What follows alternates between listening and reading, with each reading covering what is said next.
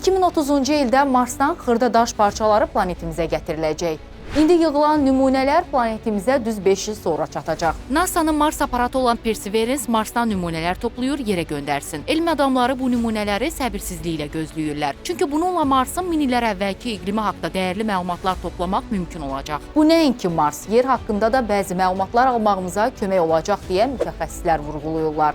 Çünki Marsın səthi yerdən daha qədimdir. Qabaqcıl texnoloji vasitələrdən istifadə edərək aparat Marsın səthini qazır, keçmişdə bu planetdə suyun olması üçün mühitin varlığını göstərən minerallar, hətta fosfat tapır. Bu tapıntılar planetin gələcəyini müəyyənləşdirməyə kömək edə və ilk insanın qırmızı planetə ayaq basmasını tezləşdirə bilər. Bəzi nəşrlər Perseverance-in artıq ilk nümunə kimi az miqdarda torpaq, toz və xırda qaya parçaları topladığını yazır. Bu isə planlaşdırılan 43 nümunədən 28-nin toplanması deməkdir. Qeyd eləyək ki, bugünə kimi Marsdan tədqiq etdiyimiz əlimizdəki nümunələr yalnız yerə düşən meteoritlər olub. İndi toplanan nümunələrin isə planetimizə 2030-cu ildə çatacağı proqnozlaşdırılır. Səhifəmizə abunə olub bizi izləməyi unutmayın.